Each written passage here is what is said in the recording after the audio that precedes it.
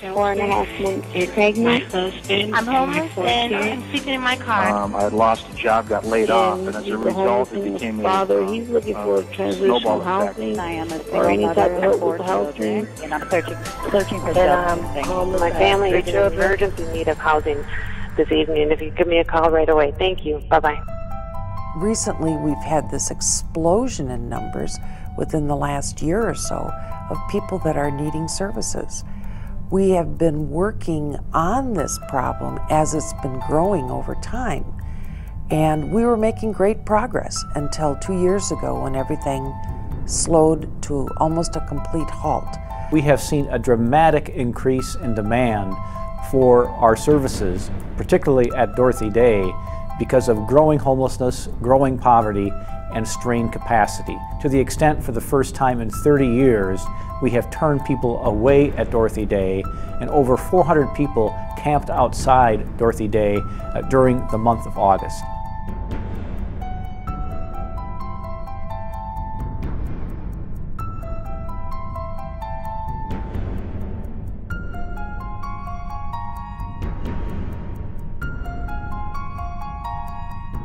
The Housing Crisis Response Program has been in existence now for 2 years, and over that period of time, all we've seen is just a continually increased amount of need. We get more and more families coming in. It's a constant number of families calling each month. That stays steady, but it's not going away, and we're getting people that we have much fewer options to give them. Shelter is full. Dollars for assistance for prevention are limited and have mostly been used by families. We see a larger group of families that are coming in from suburban that are needing assistance. That's continually grown over the last 2 years. And it's just getting to a point where we're feeling overwhelmed and wish that there was more that we could do. But we're facing a lot of those conversations that are, you know, at this point, I don't know what we can do for your family.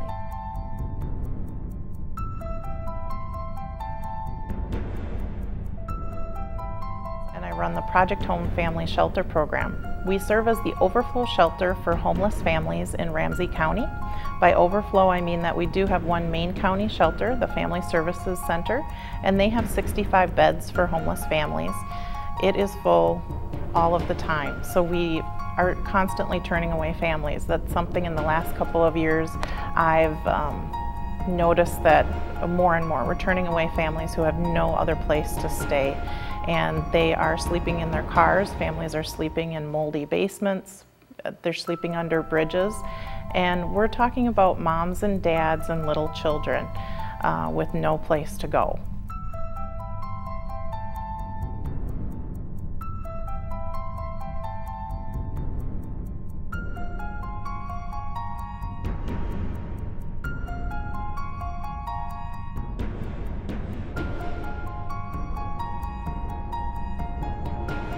Currently, Housing Crisis Response is located within the Dorothy Day Center. We have additional services that we provide, supportive services to all the clients we serve, whether they're ready for housing or not. Within the center, we offer health care, mental health resources. We offer housing. We also offer 2 meals a day and shelter.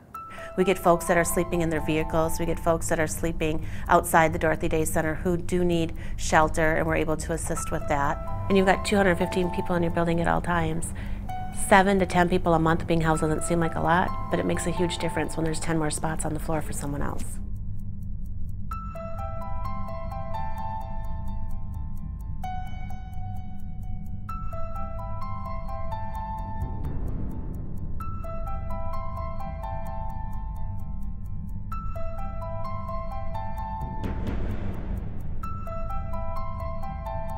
The face-to-face homeless youth programs have seen a tremendous increase in the need from young people in the last 3 years.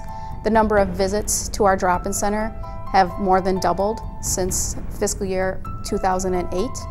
We are unable to meet the need for things like transportation, rental assistance, and shelter. In St. Paul, we only have 16 shelter beds, so many nights young people are forced to find alternative housing options. Those include couch hopping, riding the bus all night, or camping or staying outside.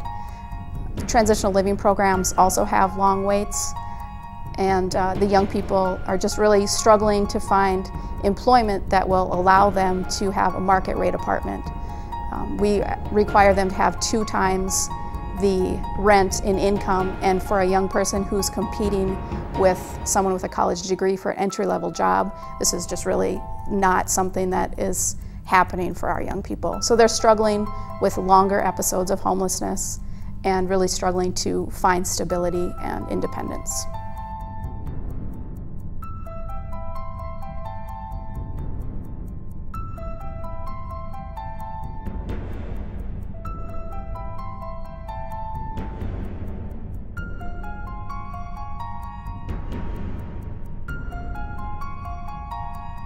One of our goals in the North St. Paul Maplewood Oakdale School District is to empower kids to be ready for the future. And what we're seeing, particularly from my office, is that students that are experiencing homelessness, while they may overcome some challenges, are continually having more and more put upon them that they need to deal with. And it becomes extremely hard for them to succeed as students and to succeed really in their job, which is to be children. They're dealing with things that are well beyond their years, and they're missing out on a lot. These, again, are children, babies, kindergartners, first graders, that are living in situations that we should not have children living in. And as a school district, we're quite concerned what this means for our future. How we deal with homelessness, whether we provide permanent housing, which is very cost effective, or whether we continue to manage it through crisis services, shelters, detox, emergency rooms, which are very expensive, is a strategy that we as a community must deal with. The current crisis, if you will, really demands that we come together on both a short-term strategy and a long-term response so that the community doesn't have to continually deal with the situation that it is now confronting. Given the economy, there are more and more people who know someone who's either living on the edge or experiencing homelessness. And so it's going to call for a broader community discussion. It's going to call for bringing civic and business and corporate leaders together with constituents.